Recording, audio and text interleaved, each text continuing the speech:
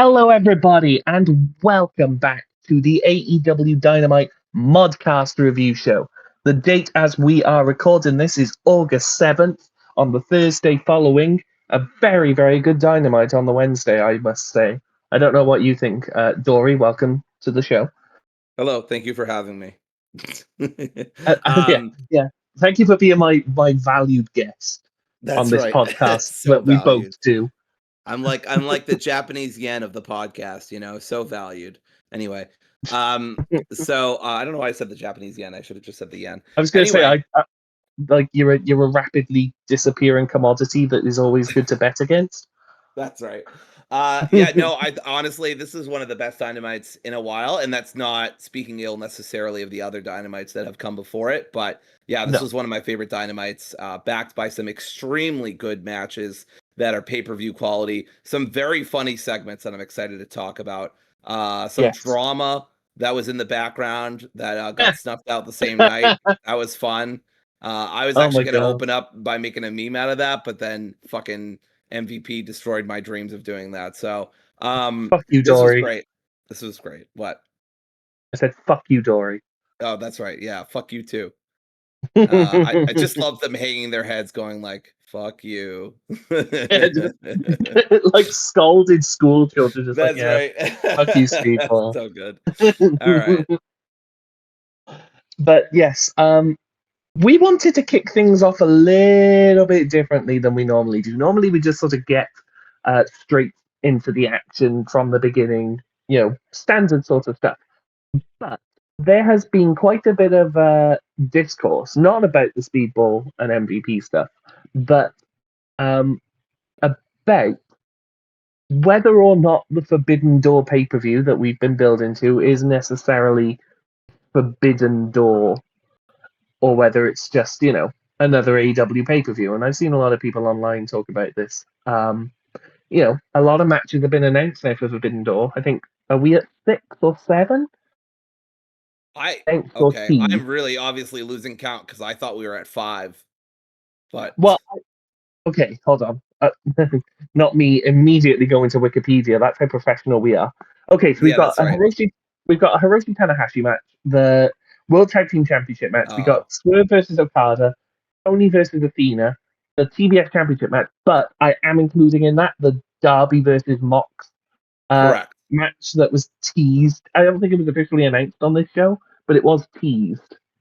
Right. If you want to say a big paper with, Forbidden Door written in clear legible writing is teasing. Yes, I agree. Yeah, it's the sort of teasing that, it's like calling a slap in the face a tease, admittedly, but Yeah.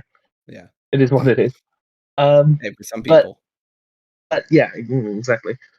Carl Fletcher. We're going off the rails so quickly. I know. It's your fault. I was very on Oh, it's topic. always my fault. I was very on topic this time. All right. But yeah, I just want to. I mean, you're the one that brought this up to me. That we should start with this. So I imagine you have a take to pop off. I know I do. Sure. So, Forbidden Door originally started in what? 2021? 2022? I don't remember. 2022. Yeah, 2022. Ew, I was hoping it was 2021 for the sake of the narrative here, but anyway, sorry, I just like Sorry to to control. crush. I just like to keep that in control sometimes, Adam. Anyway, Mm, um, mm.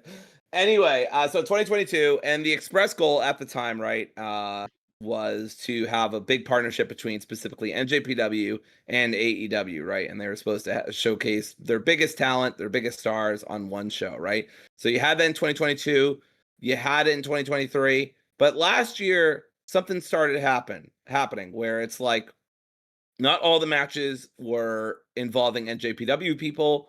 I don't remember the whole card, but some of the matches were just straight up AEW people, right? I believe Will Ospreay versus Yeah, Swerve was a big example of this. Not that I'm I'm pretty. complaining about I'm not. Swerve. I'm not entirely sure whether that was the only pure AEW. I'm just looking at the card now. I mean, we're Yeah, not counting the pre-show matches; they really don't count. right. Completely forgot that Tam Nakano was on that show, by the way. But God bless you, Tom that's Nakano. beside. But you do have sort of a few matches where it's like, for example, you had Samoa Joe Hook and Katsuyori Shibata. That was a year ago. just want to point that out. The Ops have been going for quite a while without being called the Ops. You had Samoa Joe, Hooker, Katsuyori Shibata, all AEW people at that point, beat the learning tree of Chris Jericho and Big Pill and Jeff Cobb. That's 6 people, and they very clearly just threw in a New Japan guy, to fill up the to fill in the things. Same with the TNT ladder match. You have 6 people in there, and the only person who is purely a New Japan talent was El Phantasmo. So there was very clearly a vibe shift going on last year. But it's worth mentioning, by the way, that even on the first one, you had an AEW versus AEW thing. Granted, that was because you wanted to get the women at least one match on the show, and New Japan didn't have any women at the time. Right. But still. But anyway, so sorry, I mean, they had a little bit of, a tiny bit of Mexican wrestling. CMLL with MJF facing Hechicero. Zack Sabre Jr. was there. Jack Perry fought. El Phantasmo was in a ladder match, but that's what. but he was the only one. Yeah. Stephanie Vaquer was involved. She was NJPW. Naito was there too. And then the Lucha Brothers also defeated Los Ingobernables de Japón, Yoda Tsuji, Titan, and Hiromu. I love Hiromu. Actually, fun fact, I ran into somebody once at a Comic Con, really small one, a couple of years back, who had a Hiromu t-shirt on. I was so excited. Anyway, already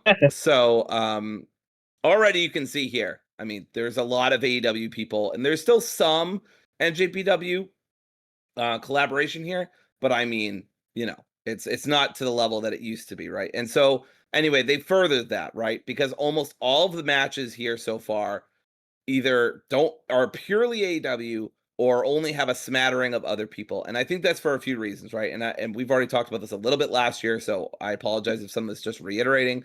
But number one, NJPW just doesn't hit like it used to, right? It's not the same company as it used to be even a few years ago, which is weird to think about, right?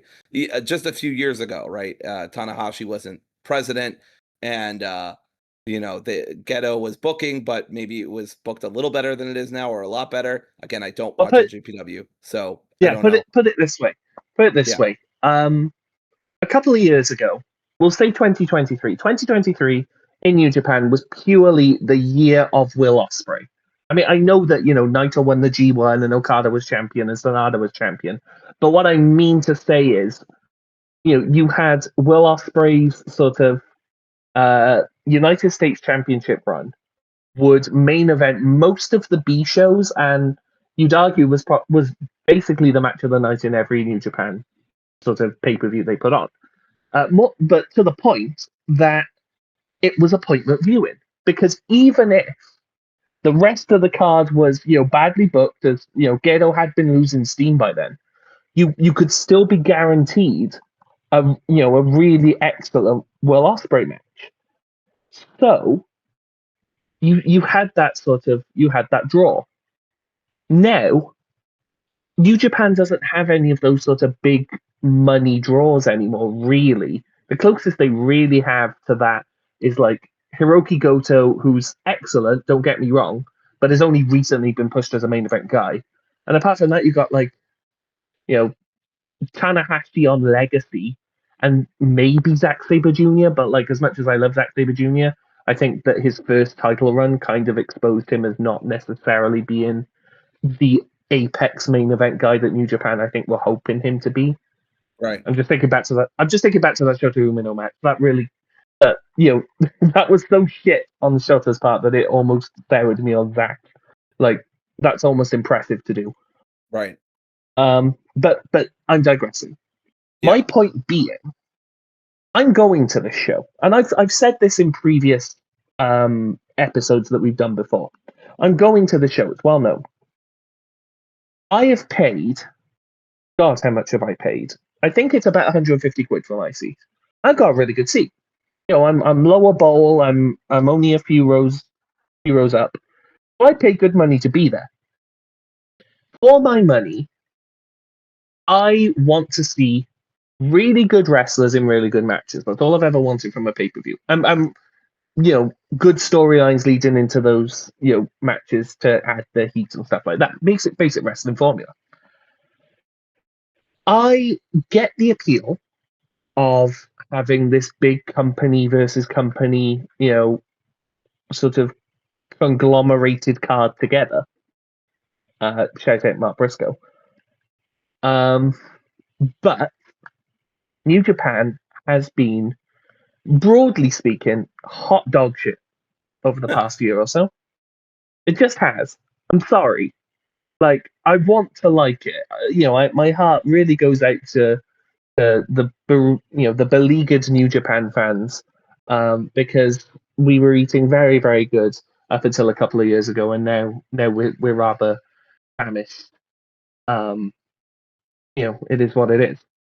But my point being that everyone is moaning about, oh well, this doesn't feel like Forbidden Door, blah blah blah blah blah, and whatever. In a vacuum, I get that, but I don't think that the people who are moaning the hardest about, moaning in the sense of the British term, that whinging about this, crying about this, I don't think they know exactly what they're asking for.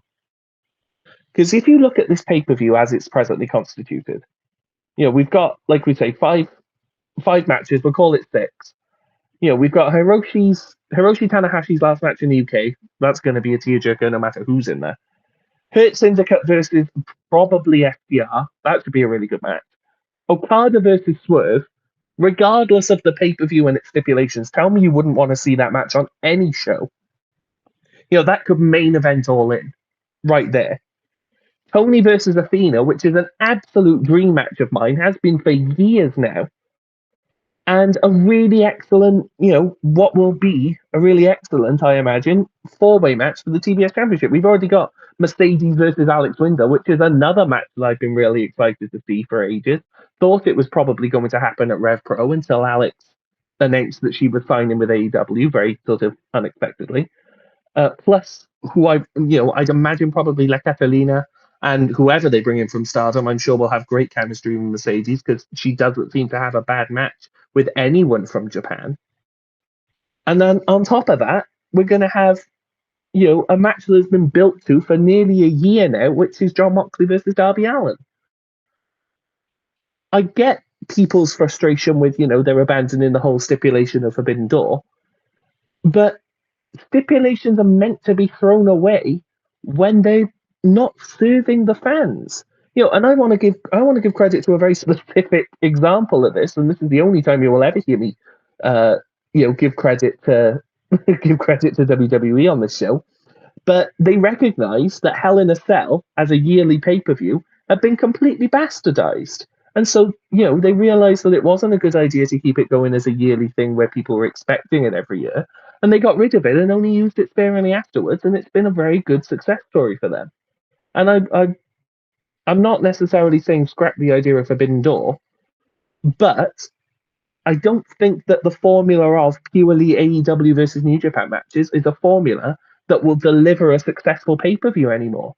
Just no fault for AEW on AEW side, just because New Japan has absolutely gone off the boil. So yeah. Sorry, I know that was a lot of okay. stream of consciousness, but right. Well, so my point was and Adam just really backed that up, but New Japan ain't hidden like it used to, right? That's number one. So be careful what you wish for is kind of the story here, right? You want New Japan versus AEW, but do you really want that? Like I can name, I looked at the entire roster, by the way, from New Japan's site. It's so funny because they still have Mercedes. They have like Mercedes Moné on their roster, and I think they have like some other people that like clearly like don't really wrestle for New Japan, but or just have been there. I think they even still had Vaquer, but I could be wrong. Anyway, here are the people that I would love to see personally on Forbidden Door, right? And this is as much as I'll probably sympathize with this point of view because I do have some sympathies towards it. But so I said Zack Sabre, of course. I would love to see him versus Nigel or whatever. Despy, I wish we could get Despy versus Mox and it's a sicko match. I know they've done it before probably, but I'd love to see it. Love El Phantasmo. Would love to see him in a flippy match. yeah. I know this is kind of a cheat, but she's on their roster, on their official page, so I don't give a shit. I would love to see Suri. Yeah. Azumi is. I would love to see Azumi come back. There's great reason for her to come back because she's already wrestled Tony. She's wrestled Mercedes in Stardom. I've changed my mind on David Finlay, so I'd love to see him stop by. Hiromu is always great. Love to see Hiromu. You know, I gotta support my good man Shingo here. Well, good man except for that one thing, but whatever. And then Yoda. Right? Yoda Suji. I would say Gabe Kidd. I would say him, but he's injured, I believe. And I think there's a couple other people I'd say, but they're either injured or they're busy or they're on a movie set with Cody Rhodes, right? So it's, Yeah. it's a tricky. So that leads into my second point, right? That leads into my second point. A lot of these people are fucking busy with the G1, and if they're not busy with the G1, they're gonna have just been done with the G1, and they probably need a fucking break, right? You probably don't want to fly to the UK, excuse me, don't want to fly to UK and have a pay-per-view match in front of thousands of people after you've just gone through the G1, and so it's a bad time for it, right? And it never seems to be a good time for Stardom or for Japan just because they're both very tournament heavy promotions. Not all the time, but Forbidden Door has traditionally, and we all know Tony Khan loves his traditions, that autistic son of a bitch, that it's a summertime pay-per-view. And so I just don't see this changing. I'm sure Tony is aware that the G1's happening at the same time and that Stardom has its own stuff. But, as other people have pointed out, it's not like the entire roster is in the G1. There are people, especially the junior division, who are not in the G1, and you could book them. So it's a case of New Japan ain't what it used to be. A lot of their top stars, or at least some of their top stars, aren't available, or at least going to be incredibly tired by the time it's over, because I do believe the G1 ends before Forbidden Door. And I just Yeah. It don't does. know how much of a good idea it is. And my last point, so that we can wrap this up, Yeah. is that I don't really know how good it is to keep randomly introducing New Japan people without any build, without any story, without anything. And I know I sound fucking like Fed build here or whatever, but like you said, it does help the heat of a match to be invested in it. Those matches that they had with New Japan, the last few years were fun. They were great matches, but I don't really remember them, right? They don't leave a lasting impact because I all of a sudden Tony's like, "Oh, hey, by the way, here's all these New Japan people that I'm going to just throw into a match," right? And I I look, always I'm think the back. last. What's that? I always think back whenever, because I agree with you. Sorry to Yeah, interrupt. I just had to get my shit in here. First of all, I agree with you that Forbidden Door is always comfortably the worst built pay per view of the year, just because of the logistics of it. But I always think back to the first Forbidden Door. The first ever sort of proper mention of Forbidden Door on AEW programming was, and this word will strike fear and upset into the hearts of many AEW fans. But remember, AEW World Champion CM Punk in the ring, and literally the only thing that he said to build to his main event of Forbidden Door match before obviously he broke his foot was we got a pay per view to sell. Forbidden Door, show me who I've got. That was it. There wasn't any sort of story behind it. It was literally just, okay, who's coming over from New Japan to fight me? And like, oh, the hype of the pay per view because it was the first time was such that was good enough, especially because it was Hiroshi Tanahashi and everyone loves Tanahashi. But it's not the best build to a pay per view, is it? Just going, okay, who am I fighting at the next big pay per view now? And like, they got better at it. I think the build to, in particular, Danielson versus Okada was very good. In the at the second Forbidden Door, but it's still the case of you have these talent that are contractually obligated to fulfill their duties in a company that is like a good 12 hours away from even the closest AEW show could possibly be, in California. So it's just never going to work in the same way as having like AEW talent build to shows on AEW, build to pay per views on AEW shows. That's just how it works. yeah. For what And it's look, worth, I would. Oh, go on.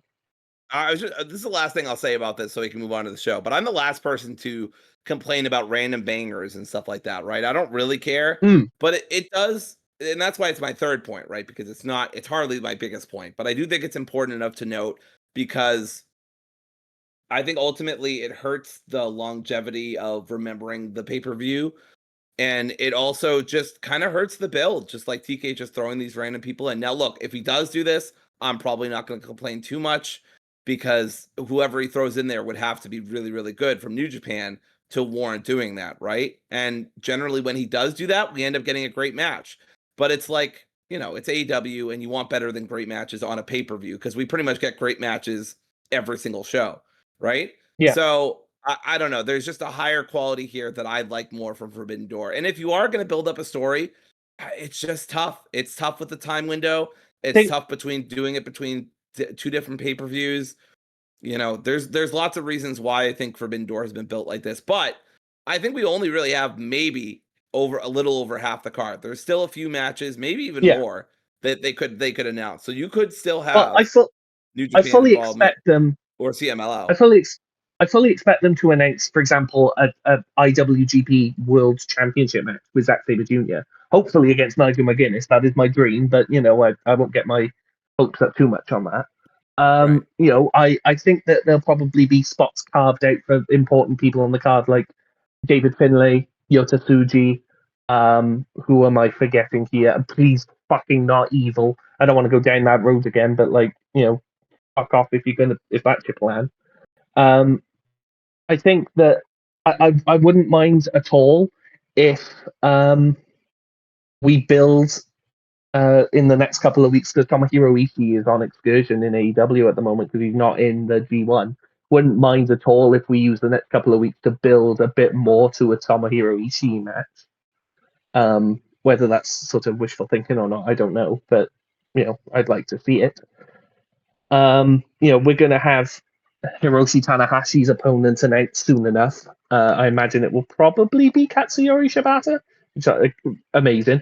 There'll be a match with Takeshita on the card because he's dual contracted.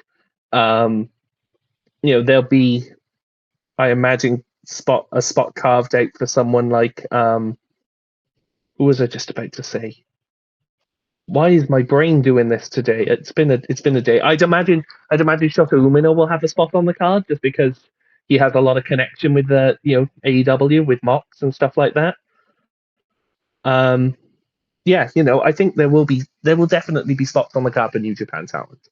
Where it won't live up to what people think they want of like a pure AEW versus New Japan card, but I think if those people did a lot of soul searching, they'd realize that if they got that, they'd end up disappointed. And I know I would, and I'm the one that's paying more than them, so fuck them. But yeah, we should probably get into the actual Dynamite. Yeah, let's get into the card. Again, very good Dynamite. I know we talked for like 20 plus minutes on something that wasn't Dynamite, but this was a very good Dynamite. Do you want to kick us off? I know I normally do, but you carry on. Okay, great.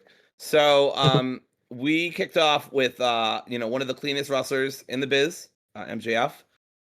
Started off talking about how Mark Briscoe is going to pay because of Seabiscuit's cowardice, and I love this promo from MJF, and it makes total sense he'd respond like this. I'm surprised I didn't even think about it, but he's like, "You're worried, Mark, that you're never going to see your brother up again in heaven because all the sins and refusing to repent once you commit them to me. I don't know if you heard, Marky, but you're looking in the eyes of the devil, and I got no problem sending you straight to hell." And then he insulted Delaware, and said he'll bring him back to being what he's supposed to be: a loser, a chicken farmer, a blue collar bitch.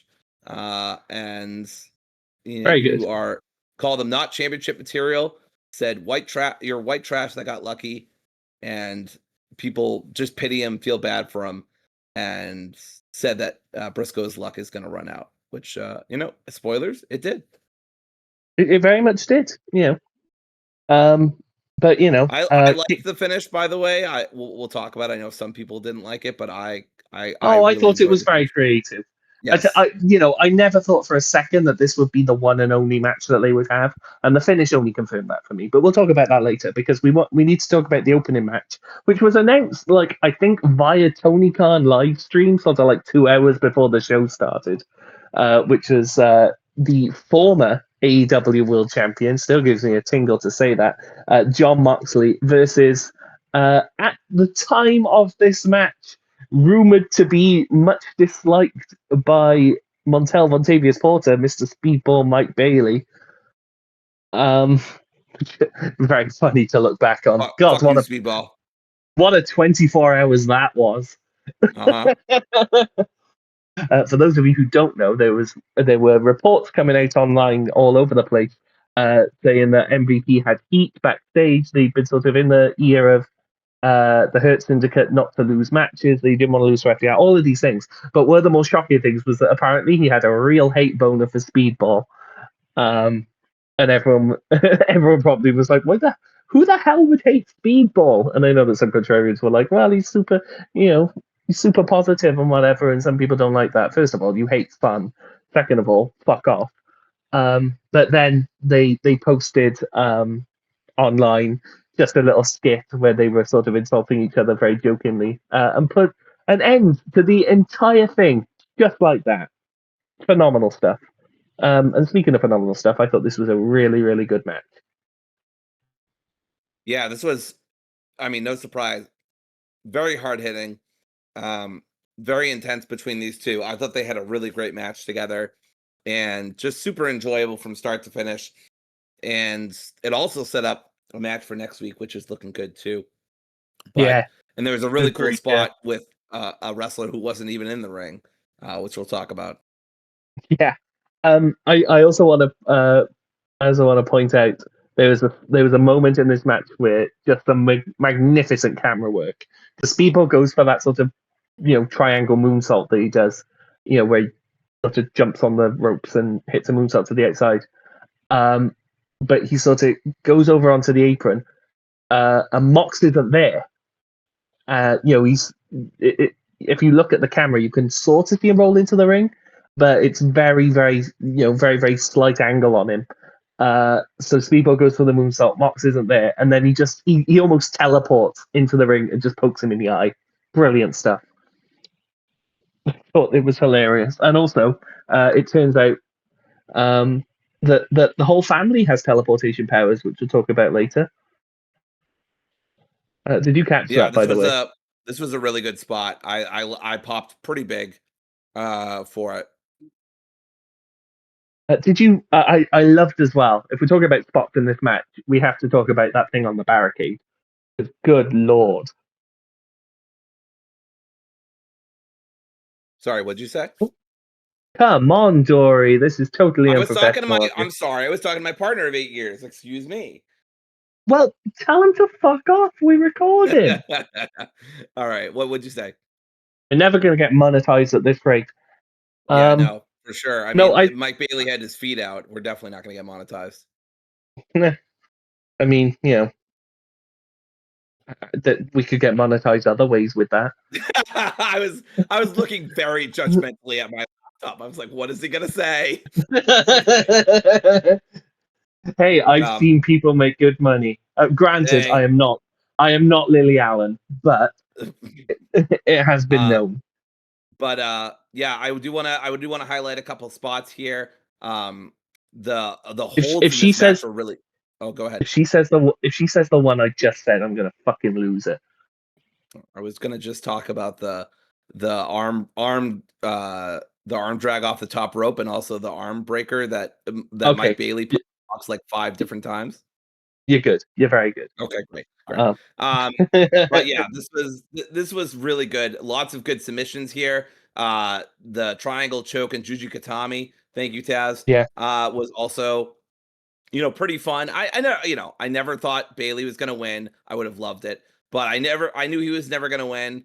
But I enjoyed this match, and honestly, a couple of spots later on, I kind of bit on. Like I was like, "There's no way," but he did hit the time adventure, and he did hit kind of a couple big moves on Mox. So I was like, "Wow, he really like Mox is putting him over big time," which was great. Yeah, but yeah, Oh, go ahead. No, the big spot that I want to highlight before we move on to the finish was what does he call it? Oh, he calls it something really sort of deadly. The sort of ultimate weapon? moonsault. Yeah, the ultimate weapon. Thank you very much. My mind is much today. But I the always ultimate remember it weapon, because I'm a huge Kingdom Hearts fan, and the Ultimate Weapon is in Kingdom Hearts, so it's easy for me to remember. well, that is the least surprising thing I've ever heard, that Speedball has a move named after Kingdom Hearts. But he hit that on the barricade, and Mox sold it like he'd broken his fucking back. Like, really sort of excellent stuff. But yeah, the this match was a really good opener. We'll get to the finish. So, they sort of exchange roll ups towards the end. Speedball keeps targeting Mox's arm, which is really good. But he's going for some sort of off the ropes move, and Wheeler Yuta trips him up. Oh wait, no, I'm still in the second. No, I'm still in the 2/3 of the match. That's not the finish, because the finish is Speedball is hitting him with these cross arm breakers, and Moxley comes with a bulldog choke. It always comes with a bulldog choke. Even if he doesn't finish it off, you always have to get that bulldog choke in. And he chokes him out, picks him up, death riders him. 1, 2, 3. But Now, do we want I've not want to missed. talk about the crime that I've took place I've during this match? missed. I've missed something out deliberately because I know you want to talk about it. Okay. I love this. Look, there's certain things you can say about Darby Allin, and I will not argue against them. But I love this fucking Sting character that he's basically playing with, the Death Riders playing as the NWO in this case. I just think it's great stuff. I selfishly don't want it to happen at Forbidden Door. Not just so Adam can't see it, because, of course, Fuck you. but but also because the build has been so good. It's been so fun. It's very simple, but it's very effective. I mean, that collision thing where he took one of them out, or took Mox out and almost threw him onto a fucking moving train. I mean, it's so great. It's fucking pro wrestling, right? I love it. So anyway, he abducts Yuta, and surprisingly, the Death Riders go after him. But I think they just really, as commentary noted, I think they're just going after him because of Darby himself, not because of Yuta, right? They don't really care about Yuta. But anyway, so eventually, yeah, after the match, they head out after them, which was, yeah, I love this story. It's very simple, but it's been well told, and I've enjoyed it. Yeah, it's been really, really well done. And I gotta be honest, I worried sort of when Darby came back, and I obviously knew that that's the way that they were going to do it. Once Moxley won the title, then Darby would come and sort of pick off the Death Riders and finish them off. But I was worried that sort of the heat had gone from the Death Riders. I was wrong, because they're still getting booed to high heaven. And second of all, Darby has done just the most during this entire angle. He cut a fucking promo from the peak of Mount Everest. He really did. He really did. How many times have I ever said that sentence before this? None. 0. Except maybe during the All In review, but that's besides the point. Do you know what's funny, though? He cuts a promo from the top of Mount Everest. It's like barely top 5 craziest things in that match. True. Like Moxley nearly dies twice. Hangman nearly dies multiple times. But yeah. I nearly died several times. Oh, God, honestly. Yeah. Genuinely the most stressed I've ever been during a match. So stressful, dude. All right, do you want to talk about the next thing? Because it was really quick, but it was really funny. So, it was very quick, yes. but very funny. The remarkable Renee Paquette, I saw a tweet, by the way, that made me laugh. A new AEW fan was like, I'm noticing that whenever Renee is doing anything, they announce her as the remarkable Renee Paquette, and whenever it's anyone else, it's just some guy. I honestly think that either Mox has that in his contract or Renee has that in her contract, or both. It doesn't even need to be a contractual thing. I think it's just AEW realizing that they've got maybe one of the best in sort of interviewers of all time. She's so good. And I know we've praised her before, but fuck you, we're gonna praise her again. She's like, honestly, some of the glue that holds this show together. Like lot of the that's glue. What I was about to say. That's what I was about to say. She is the adhesive that binds the show together. She is everywhere. She is Speaking everything speaking all. about adhesive white stuff that's sticky and gets everywhere. We were talking about I, we had a promo here. I don't really think that's Tony Storm's vibe, to be honest. I Okay, don't think fine. I I don't. just I just wanted to make a sex joke because it was Tony Storm. I think she's very much sort of on camera, very uninterested in the males. Um, and we'll I talk mean, about this because okay. I actually wasn't talking about men. But anyway. Excuse what me, sorry. what? Okay, Never mind. We're now not you talking need about men. no. Now you need to explain. Fuck it, we're not monetized. I need to hear this. How many times are you gonna make that as an excuse that we're not monetized? As Anyway, well, as long as they're not paying me money. I was making a fingering joke. Anyway, whatever. Oh, okay, okay. Well, Regardless, Tony Storm and Alex Windsor are talking, and Storm's talking about how they have a menagerie of bruising, brawling bitches. woo. And she's like, I used to pray for times like these. I'm like, thank you, Drew. Uh, and then she she's like, if there's anything I know about this clearly non-sexual friendship between Alex and I, so you can beat us down, but you can't beat us off. And Windsor was like, she's like, come on. And then she's like, what Tony is trying to say is that you can't give me any lick without giving me giving my lick back. And then she like stares at the camera for a hot second, and I do mean a hot second.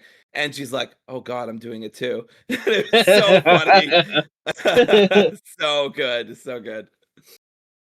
I also love Tony Storm being like, it says on your Ohio license plates that you need to rip your tits off and dance. So she dances that, and then Renee just looks at the camera and is like, it doesn't say that though. I love Renee just hard staring at the camera, just being like, God, how is this my life? Oh, I used to love it whenever she'd do anything with Orange Cassidy. And, after the promo, she'd just be like, okay, bud. But, like, that's the little things that Renee adds to every segment she's in that just makes me go, oh, you're brilliant. Like, yeah, I see why you're so utilized in this company because you just make everything better. And But then we had speaking of go the ahead. Moxley, no, I was just gonna say, I was just gonna transition very nicely. Speaking of that family, John Moxley and the surviving members of the Death Riders, which I think is pretty much just Marina Shafir at this point, that find a body bag on the ground in the parking area. And they sort of open it up as Darby drives past in a car that he definitely does not own. There's no fucking way that he drives a big black SUV. Wouldn't be surprised if he drives like that tricycle from fucking Saw. Yeah, pretty much. I mean, we've seen. Doesn't he drive like a muscle car? Wasn't it his muscle car that Adam Copeland drove in his debut? Shit, I don't know. I'm sure I read that somewhere. Anyway, that's besides the point. Um, so they open it up. Eula Wheater, uh, Wheeler Yuta is in the body bag, suffocating to death. I should add. So add that to the to the very to the rapidly expanding rap sheet of Mr. Darby Allin. And he has a note on his head, as we referenced earlier, saying "Forbidden Door," very clearly suggesting to Mox that he has laid the gauntlet down for the O2, which I'm very, very excited about. I don't care about people, wanting the story to go on longer. Don't care. I've paid my money. I want Darby Allin versus John Moxley in that ring, and I'm getting it because fuck you. That's what I Yeah. have to say. Well, hey, good for you. Another great segment, and I'm excited to see what Darby and Mox do. I kind of hope it's a stipulation match, but I'm sure even if it's not, it'll probably still be good, and we'll have a barrel of laughs. But Yeah, 8 Belts absolutely. Monet came back. Yes, Basically you did. just Renee just was talking about how great the match was and how awesome Monet is, and then a little tiny bit about how she didn't actually win. And then I love this. Mercedes is like, Renee, don't be such a mark. And then she just laughs. Her fucking laugh I love so much. I've noticed this. I guess that's like I love it because everyone's a mark. But she's been calling people on Twitter marks for a long time now. Like it's one of her favorite things to do. Like, if anyone sort of is in in a sort of comments being like, oh, well, you've got like creative control or whatever, she's just like, shut up, Mark. I Yeah, just love it. Especially now that she has, a big beastie boy to back her up. that's But right. that's beside the point. Because we had then, following on from Mercedes Moné, your TBS champion, I'm not going to list them all, but the person that won is the TBS championship, because we had a four-way match to determine one of her challengers at Forbidden Door. Because we have a four-way match. We have Mercedes, one person from AEW, one person from CMLL, and one person from Stardom. Uh, First of all, should be a really good match. Second of all, this was really hard hitting. Like, Yes. there's something about the women's division in AEW that's like they have a real chip on their shoulder whenever they get sort of time to go out and put on a match like this. They just absolutely go hell for leather, and it just makes them look really like just absolute badasses, all of them. Even Sky Blue, who I think, not to be too critical straight off the bat, I think she was probably the weakest competitor in this match. There was a rather sort of unfortunately noticeable bot in the match. But even that sort of notwithstanding, she showed out here, and I thought it was really good. But especially the other three people, were just excellent, which is unsurprising given the names in it. Because we had Alex Windsor Yeah. versus Sky Blue versus Queen Aminata versus Billy Starks. Do you want to? I realize I've talked for a while. Do you want to, Sure. This was relay my what match of the happened? night for a little bit. This was my match of the night for a little bit, and then another match happened, and we'll talk about that incredible match. But this was really Hmm. great. This was really, really good stuff. This is one of my favorite women's match on a Dynamite in a long time. Not by a mile or anything, but it was just so good, and it felt like it got a good amount of time. I'm not sure exactly, maybe 10 minutes, maybe a little more. I'm not sure. But yeah, I do want to get the negative quickly out of the way. My only negative thing to say is Sky's got to let that finisher go. It doesn't work. She keeps botching it, and it's not. I don't even necessarily blame Sky. Right? It's a cool idea. It's a cool looking finisher when she hits it. But man, her like win loss record on hitting that, her hit to miss Yeah. ratio, it's not good.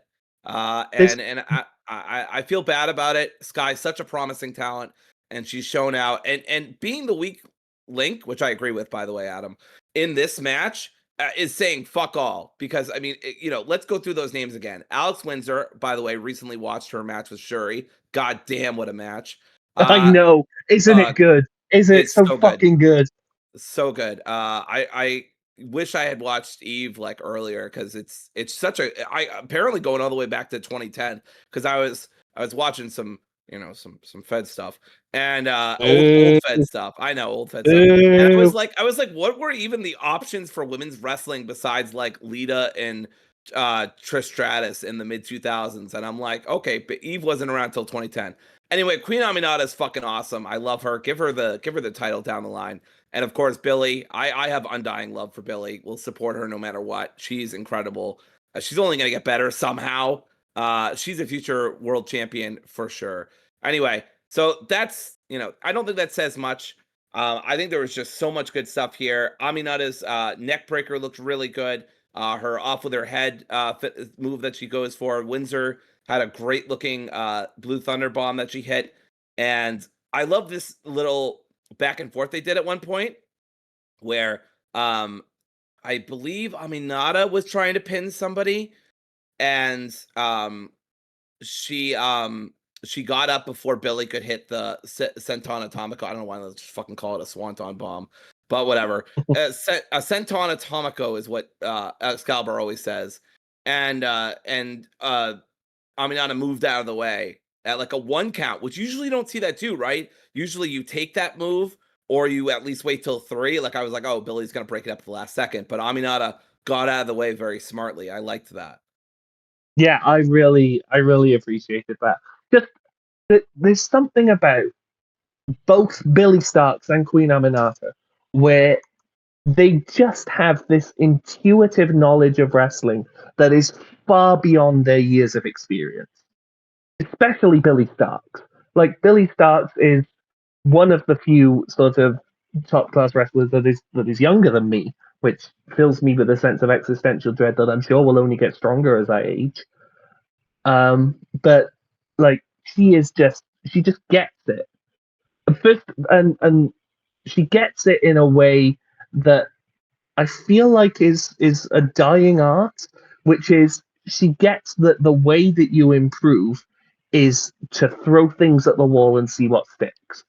Like I feel like I'm going to go off on a little bit of a tangent here, but I feel like sort of one of the dying arts of wrestling, or one of the sort of predominant trends of wrestling, is wrestling a very deliberate TV style because that's what catches people's eye. That's what catches the booker's eye.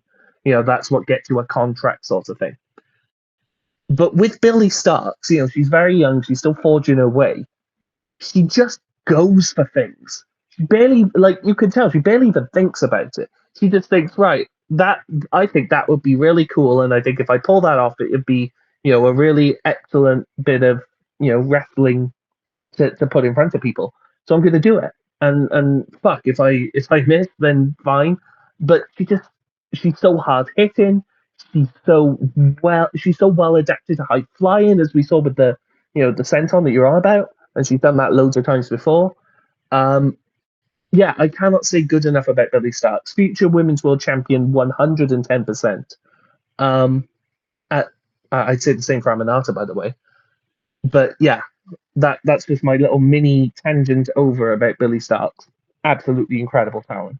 Here's my fucking tangent for a hot second. Aminata apparently, so after Sky did the botch, which is whatever. Wrestlers mess up. I don't get on botches unless they happen repeatedly and from the same wrestler. I don't really fucking care about botches. People make mistakes at their workplace all the time. I don't go fucking over their workplace and shout at them. I know Adam does, but that's because he's got problems. Anyway, apparently. Well, perhaps I should get my fucking order right, Dory.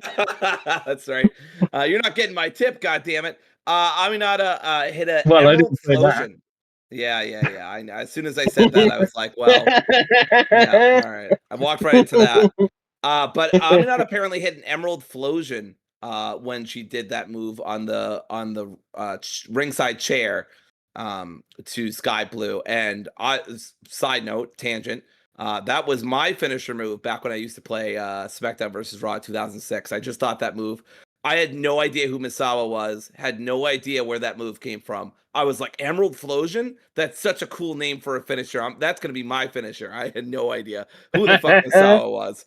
But such a cool thing to just randomly do on a TV match is just do a fucking Misawa shout out. So got to think that Eddie was watching somewhere being really happy about that. So just have this image of you just being like, oh, yeah, I love just going through the gamut of like 90s All Japan finishes. Like, oh yeah, I love the Burning Hammer. Who the fuck is Kenta Kobashi? I just like dropping people on their heads.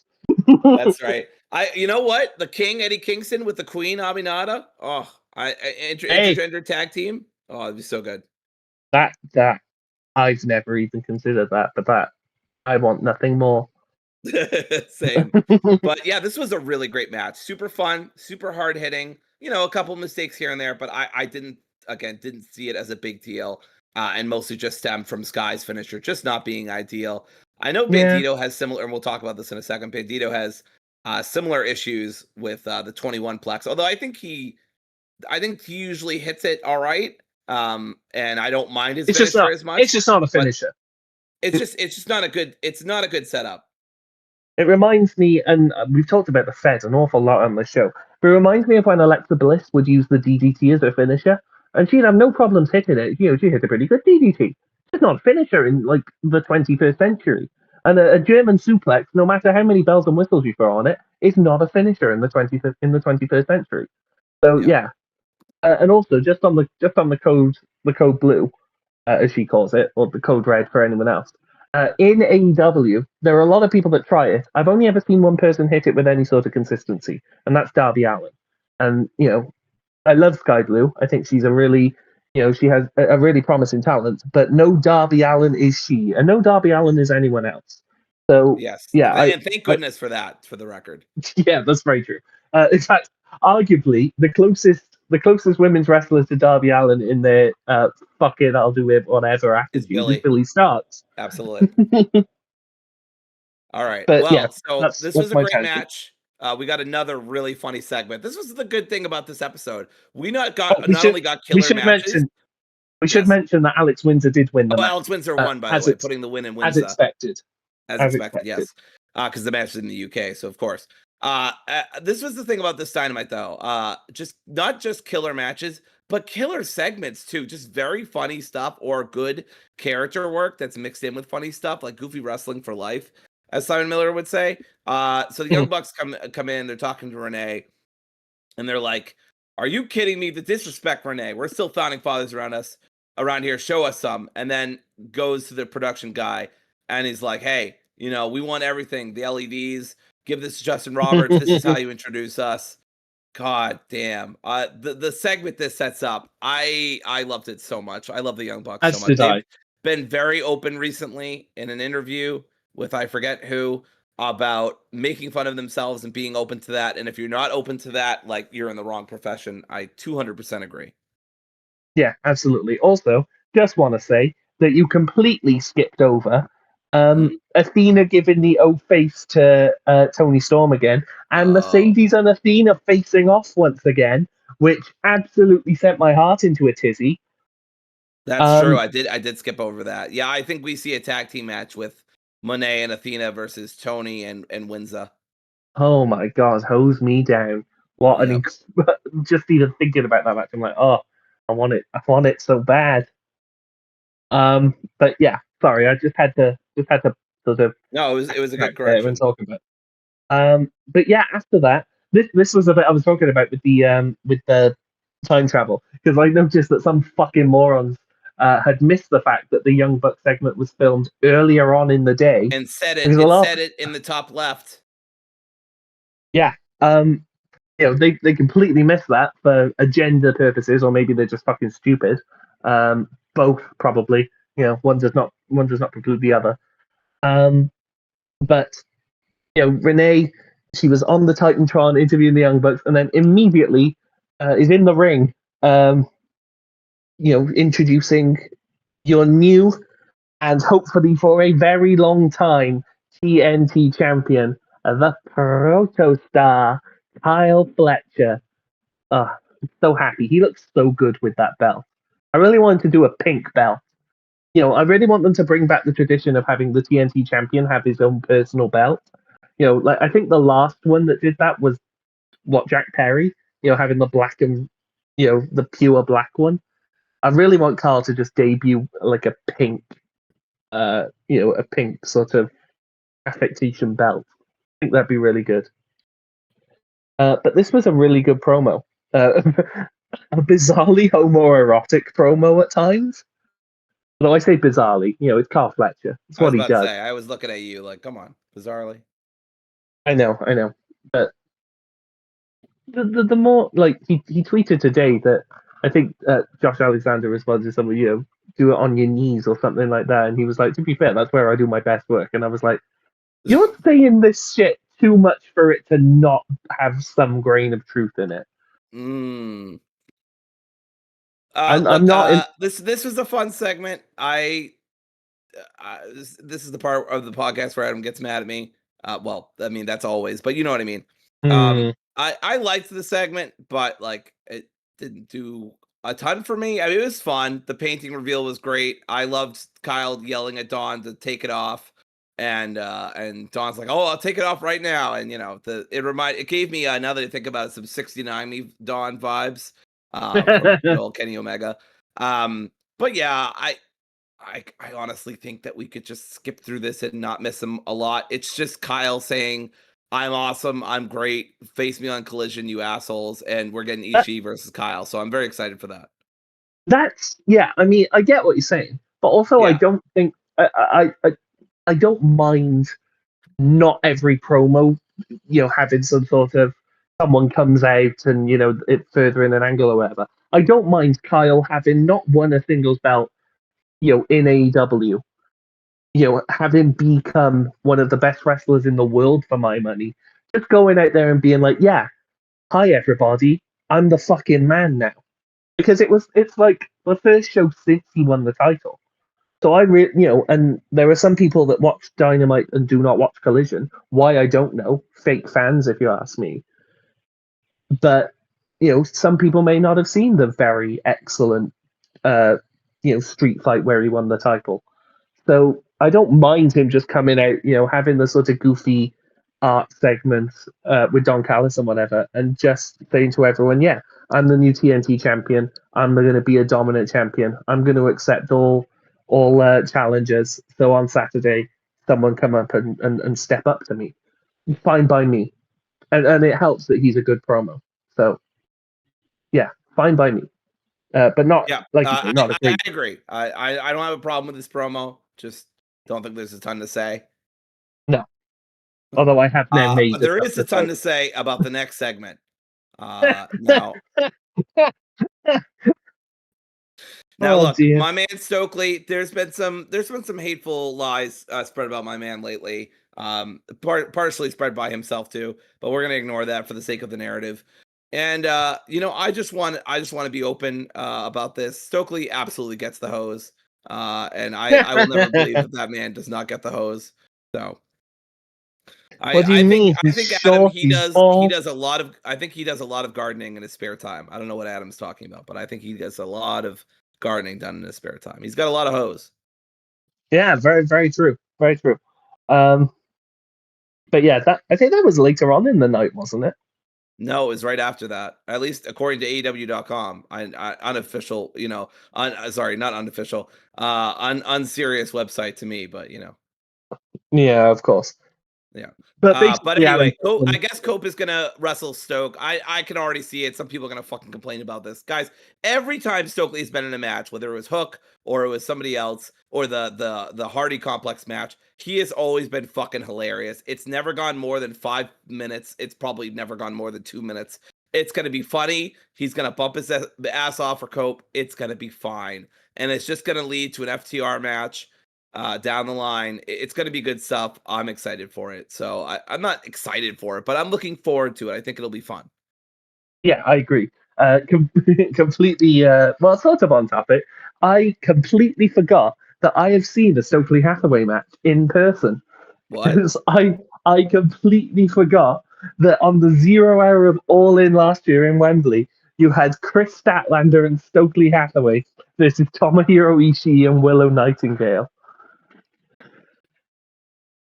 That's quite a match right there.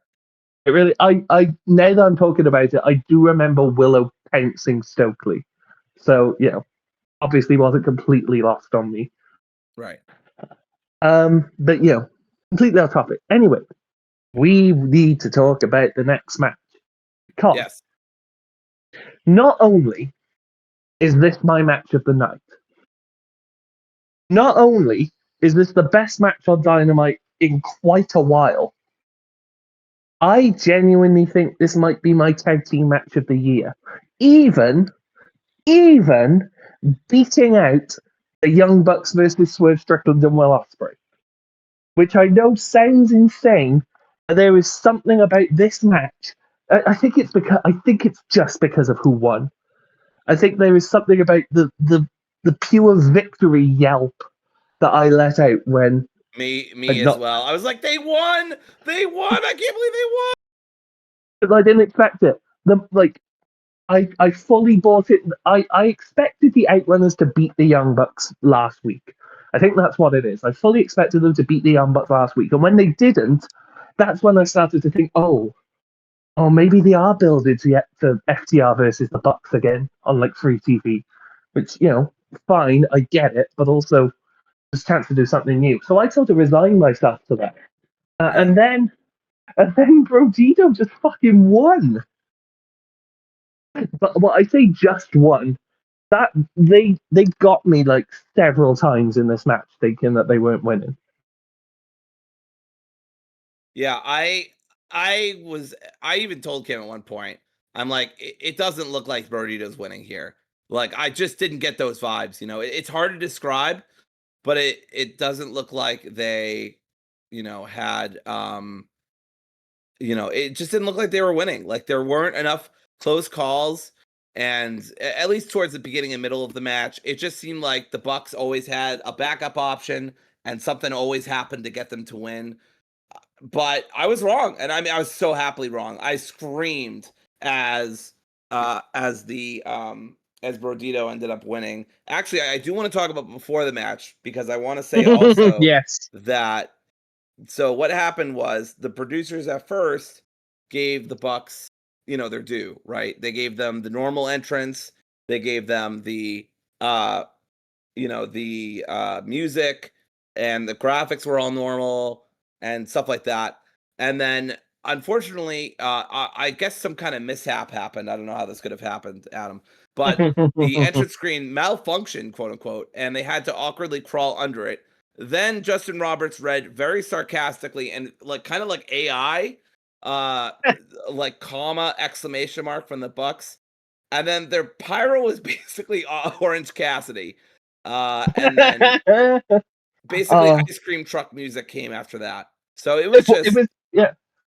You yeah. also, just to mention, my favorite thing about this whole thing is that last week they had or the week before, whenever, had just team name stats as their lower third.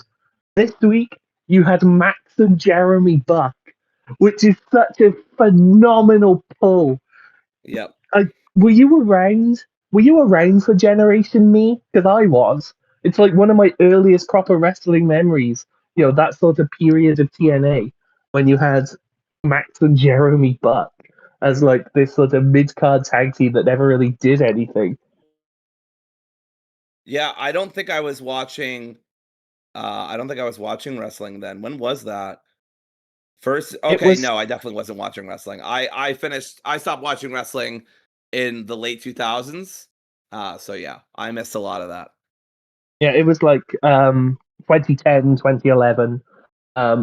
Funnily enough, I was watching sort of TNA at the time because TNA had a really good TV deal here in the UK. Yeah. Um, I remember Okato because I went to see a TNA show when I was in Florida because they used to tape everything in the Universal Studios set. Um, and while I was walking around the park, I spotted a thing that was like, with it's only like, I don't know, $25 to go and watch a TNA taping. And I was like, yeah, fuck yeah, I'll do it. Um, and yeah, it just that was my era of TNA, believe it or not. Huh.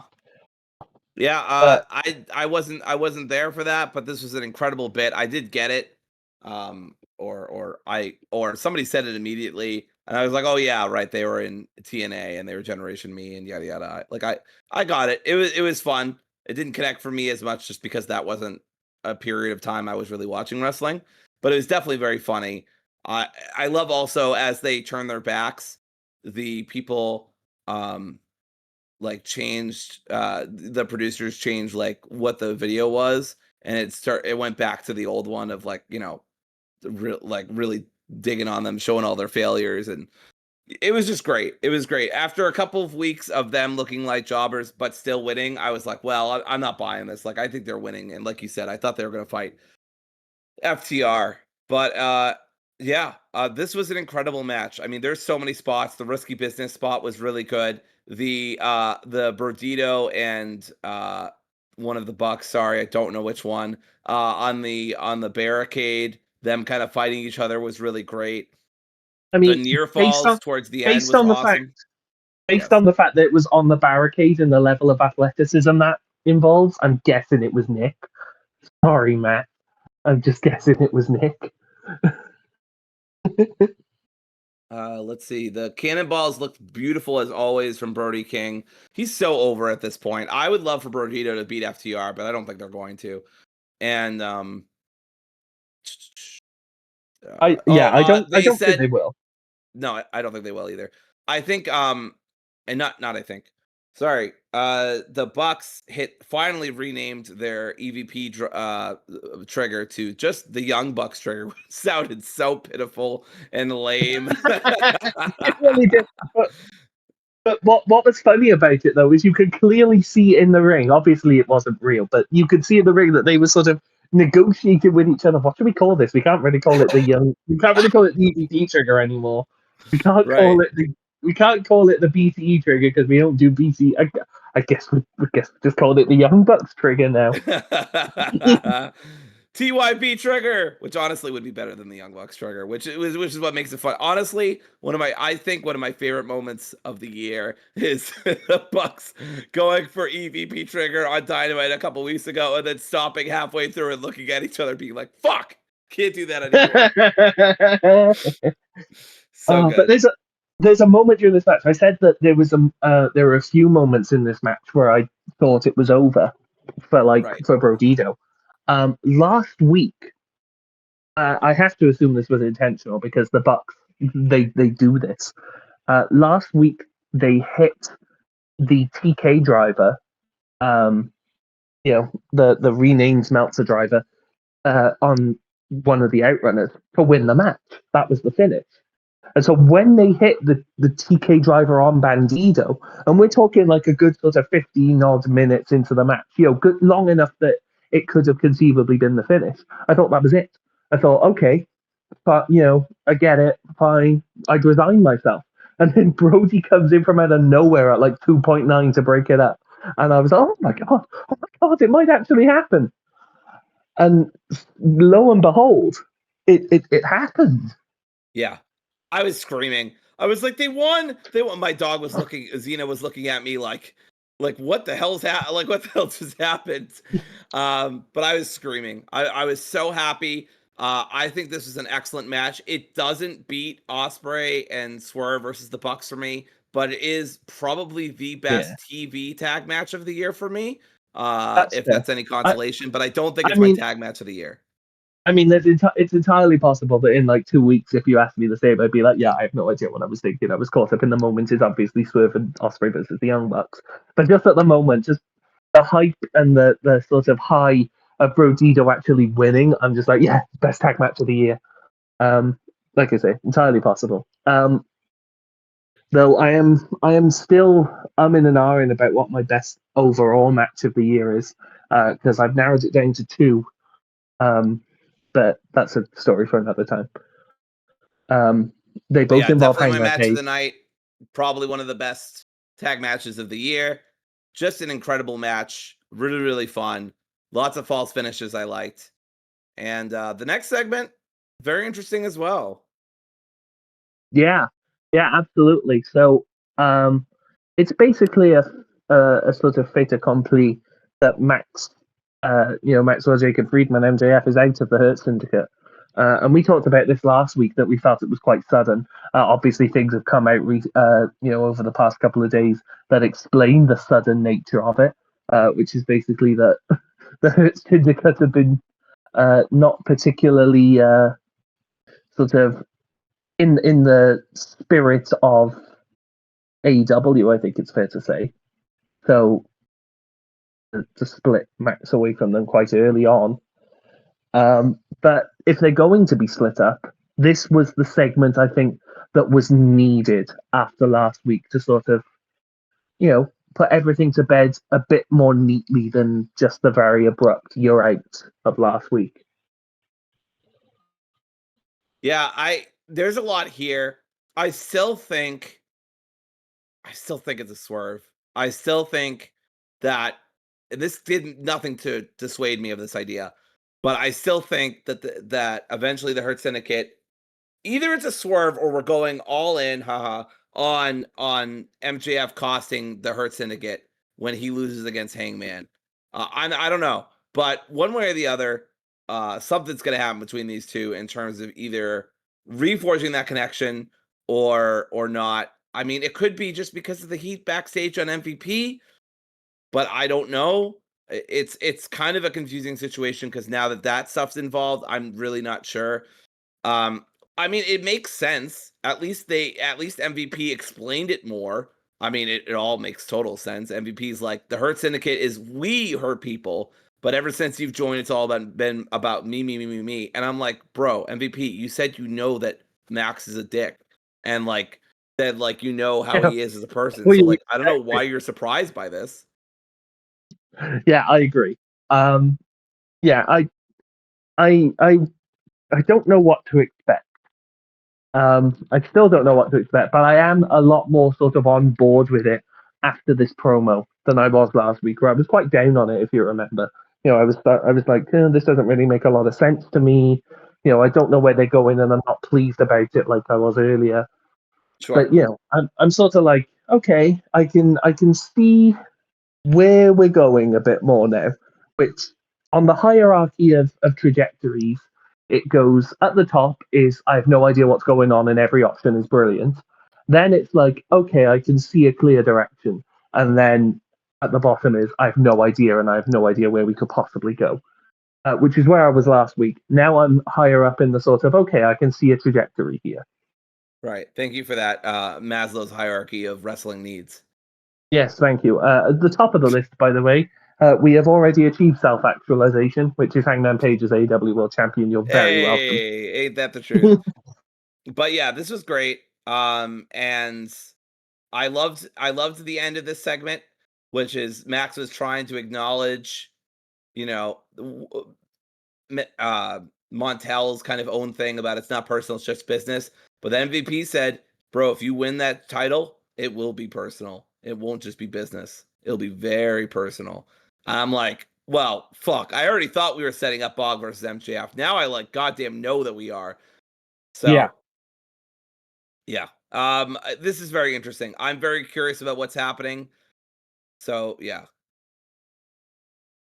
yeah, absolutely. And who knows? Maybe that will be for the title as they sort of set up here. But anyway, Oh, I did get it mixed up. The fucking response to Cope did happen later. I was wrong.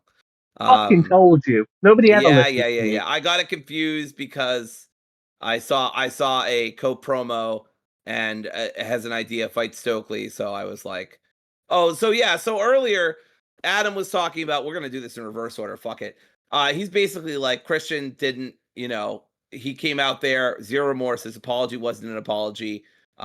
Something that some of us really know about right now in certain discords. Anyway, it was really.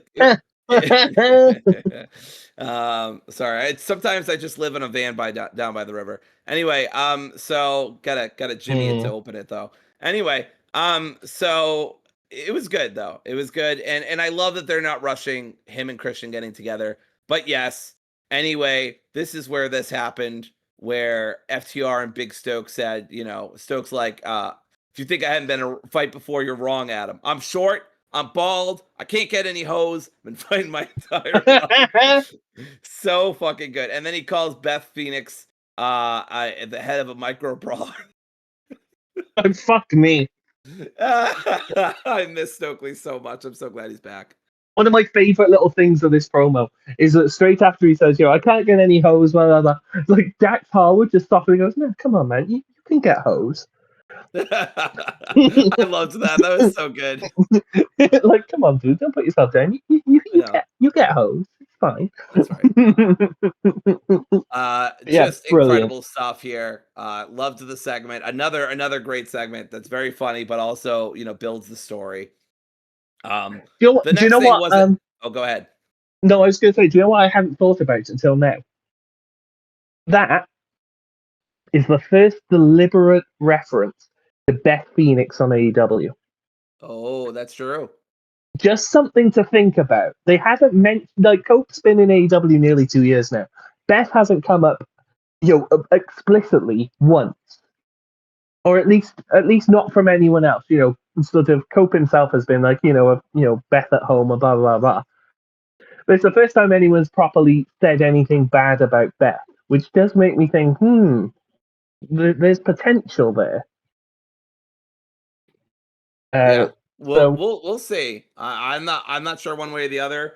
Beth Phoenix versus Mother Wayne. Who says no? honestly, I genuinely, I don't know whether she has any desire to get back into the ring even part time. I think she'd be a phenomenal addition to the roster. Because Beth Phoenix always felt like a woman out of time or a woman before her time. Before the sort of women's revolution or whatever, she was in the Divas era, but she could have absolutely, hung around and been at the top of any women's division nowadays, I think, back then. So if she wants to, there's certainly a place for her. It's my 2 cents. We had a Swerve and Okada segment where Swerve did a big promo. Again, it was good, but I just don't think there's much to talk about here. No, it was a He good promo. It was good, and I like them clarifying that Don Callis won't be ringside because of the Unified Championship rules. And anyway, the last time he was ringside, he walked away still AEW World Champ, so that was good stuff. Which did make me think, when the hell was that? I'm still thinking, when was that? Yeah, Who I didn't who know did what he was Swerve? talking about either. What was funny too is he said bad blood instead of blood and guts, and I was like, I didn't know that Swerve was a Swiftie. Good for him. I just thought, when the fuck were you at a WWE pay-per-view, motherfucker? Yeah. So I'm just looking Uh, through. When the hell did he face the bloody? Oh, oh, oh okay, no. I see it. No. I was just thinking to myself, when the hell was Don Callis ringside for like a Swerve Strickland world title match? It was against Will Ospreay, That makes sense. back when Will was in the family. Right, of course. Uh, I also really liked Swerve, giving all respect to Okada, called him a literal Japanese legend. And he says, well, Don Callis cries in the corner like the little bitch he is. I'll have my arm raised with the Unified Championship in my hand. Everybody in London, England will scream and chant my name, whose house. So good stuff. Goddamn right. Oh, didn't notice this. That goes right into a Hangman Page segment. Oh, I love that. Yeah, always That's really connected. good. Always connected. I wonder. I don't want it necessarily to happen anytime soon. But I do wonder when they start to circle back to each other, because they have to at some point. Yeah, honestly, after Okada, either Swerve goes in full tag mode with Will Ospreay or he goes after Hangman. I can't see much else. I don't know. I don't necessarily want it that quickly. I No, sort I of know. want it. I'm just struggling to see what else they do unless they run Bob back. Well, the thing is, Hangman has like multiple feuds going on at the same time. He's doing NJF. He's got Mark Briscoe, as a sort of quasi challenger. He's got other people lined up, I think. So I don't know.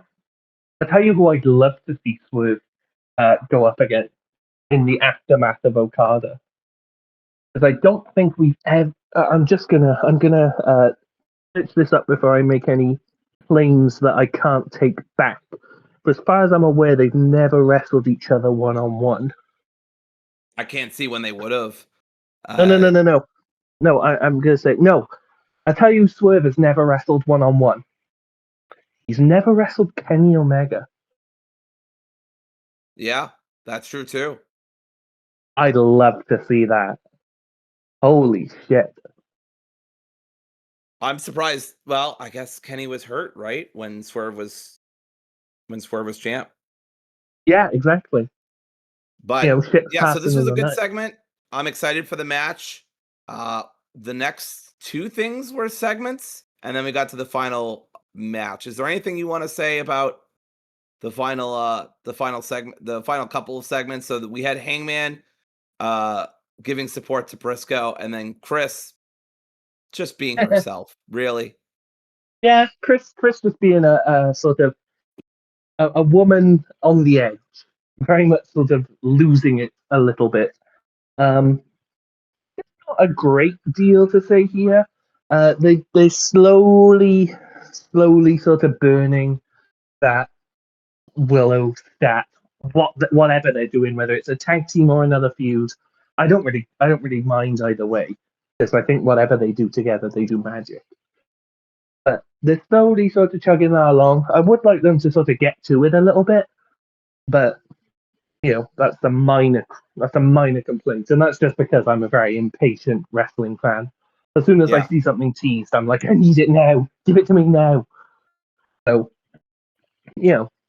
hopefully, I don't know whether there's much to say about the Hangman Briscoe thing. It was just mainly sort of saying, you've won a lot. If you beat MJF, maybe you are in line for a title shot, and sort of mutual respect, that sort of thing. Nothing much to say. We said it already. Yep. All right. Well, before I go walk my dog, let's talk about this grudge match. MJF fights Mark Briscoe. Now, again, never really thought Briscoe. I mean, there were some ideas, right? There were some situations in which maybe MJF could have lost or could have drawed, or the Hurt Syndicate could have gotten involved, or Mystico could have gotten involved, or any of the millions of people that MJF is beefing with in the audience could have gotten involved. That one guy who took his hat, or whose hat he took. But ultimately, MJF won, and the way he won, I want to talk about this first because I think it's what a lot of people are talking about. I think it's very smart. So often you'll have people put on they'll put their leg on and the ref won't see it. They'll put their leg on the bottom rope and the ref won't see it. And they'll just leave it there and they won't do anything about it, right? They'll just leave it there for the ref to turn back around and be like, well, wait a second, or whatever, right? But Yeah, MJF didn't do that. He noticed, he did give a facial reaction, but he noticed, reacted, and he was like, nah, fuck that. Ref's not seeing that. And he swipes it off. Now, I know what some people are saying, well, what about the replay? Well, they explained that on commentary, that the replay cut off, I think, right before he put his leg on there, right? So obviously people in the back are colluding with MJF, which, good move. But either way, I loved this. I thought this was really smart.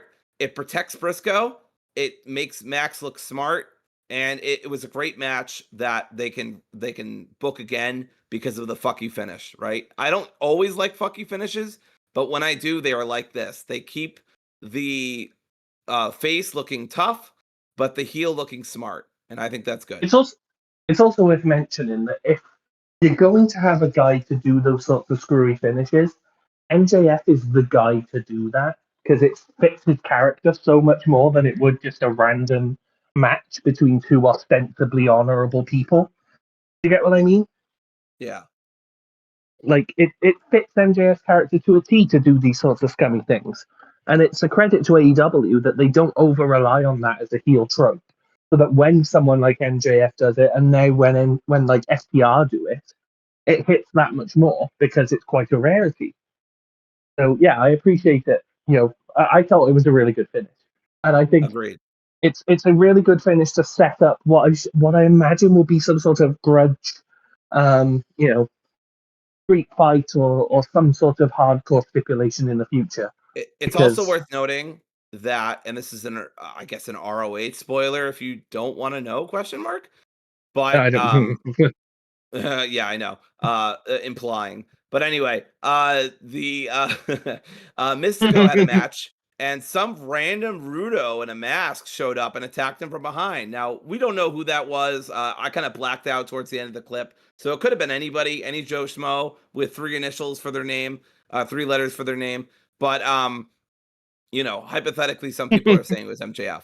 So I wonder if they do that at Forbidden Door instead of Hangman. Like, I wonder if Mystico comes out next week and attacks Max, or maybe Mystico costs Max at Forbidden Door. I think it makes more sense to run that match back and have what happened last time. Mystico won by DQ, right?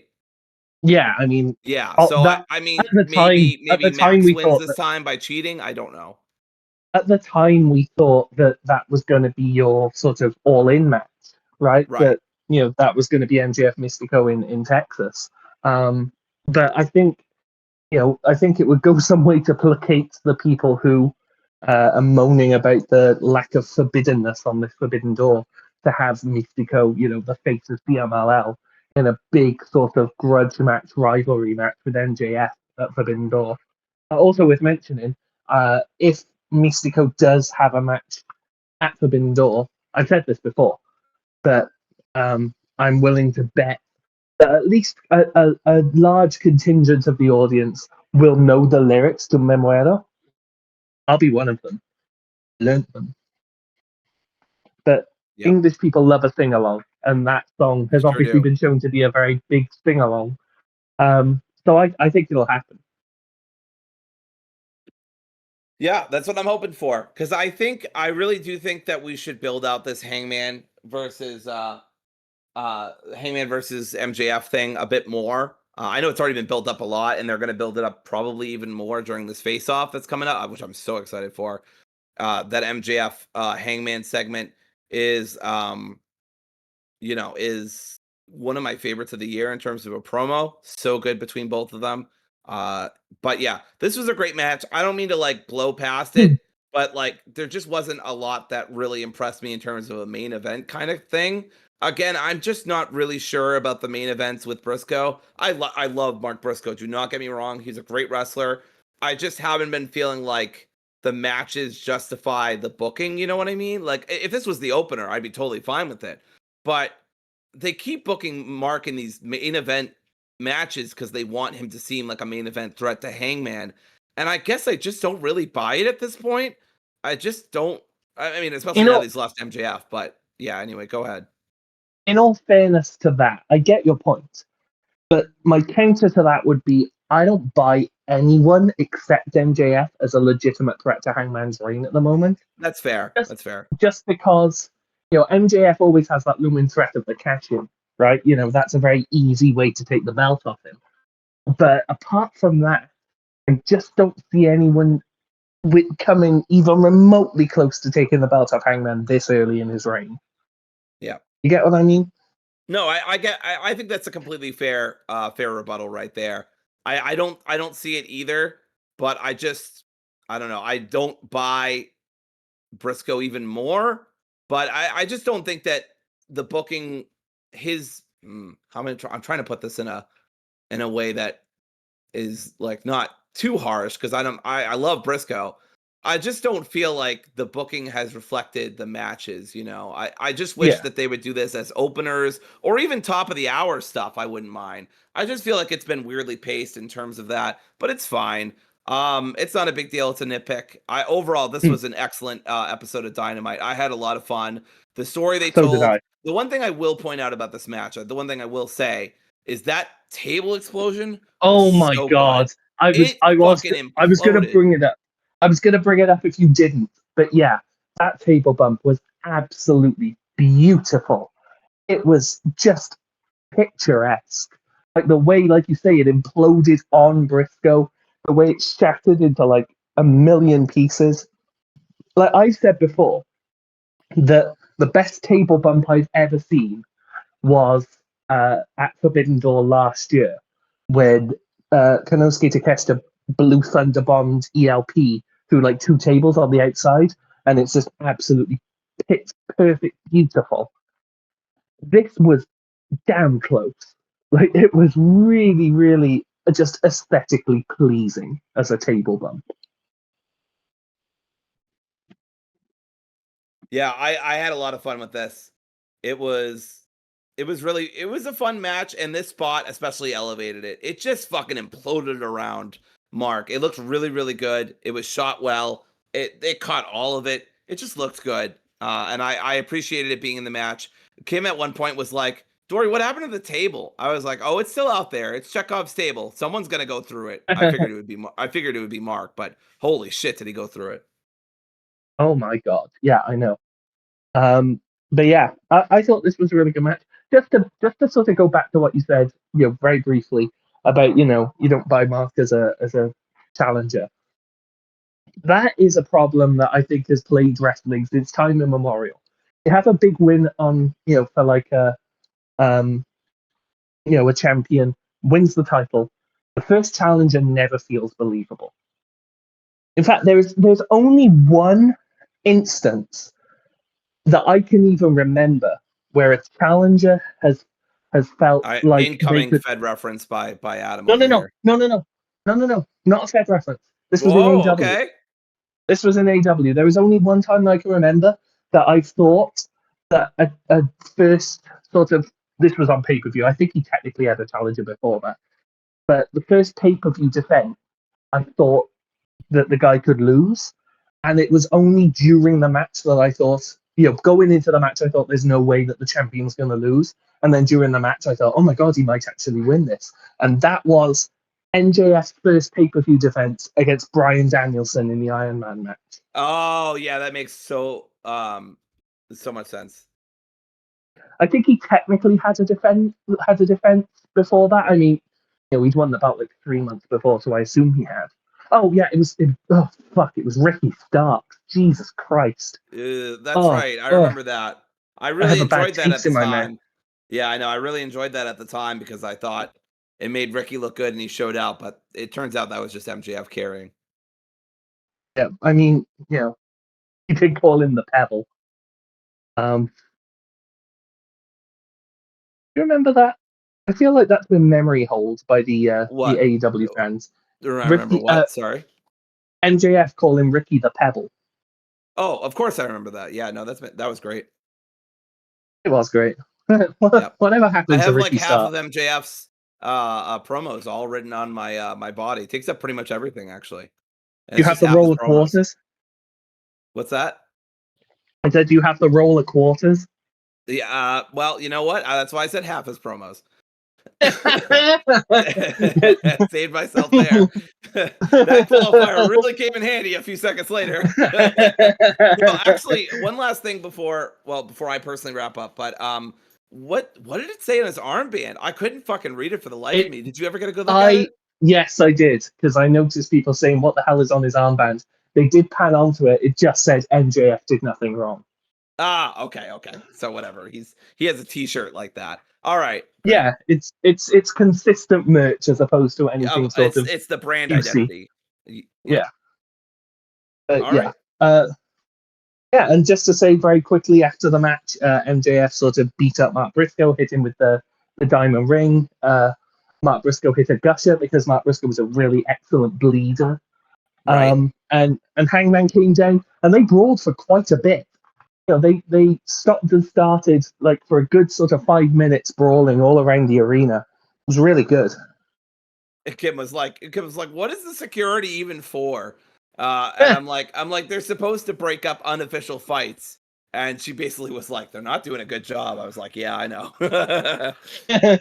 Poor Kevin Koo. He never got a good rap as a security guard. But yeah, good ending. And MJF ran away from a buckshot lariat to finish the show. Really good show. Really, really good show. I really thoroughly enjoyed it this week. Yep. Completely agreed. Had a really great time. And just love that Brodido match. Love that women's match. The segments were pretty much all bangers and in terms of setting up story and being really entertaining too. So just a great Dynamite. I'm excited for Collision. That's looking really good. The trios match. It really is. The Ishii match, the women's match, all look good. Yeah, Collision looks like it's going to be really, really good this week. So catch it if you don't normally. And if you don't normally, fuck you. That's right. But yeah, that should just about wrap us up. I think Dory and I both have things that we need to do. Yep. So we'll end it there. Thank you currently playing with my dog, who is the one I need to take out. So yes, we will wrap this up very quickly then. If you haven't already, like, comment, subscribe, do all the things, share it about. Thank you, Dory, very, very much for joining me for this one. Thank you to our editor, Justin, behind the camera, as it were. And I swear next week we won't have another rant about Forbidden Door. We'll just be like, yeah, suffer. We cannot make promises like that, Dory. Okay, that's probably true. We also cannot make promises that we won't go on tangents about fingering and Emerald Flosion and a few other things that we went on tangents about. I mean, especially the first one. Yeah, you're rampant. I can't handle you. Yeah, it's all me. It's all me, as always. But yes, thank you very, very much for watching. We'll be back next week with another Dynamite review. Thank you very much, and goodbye. Bye.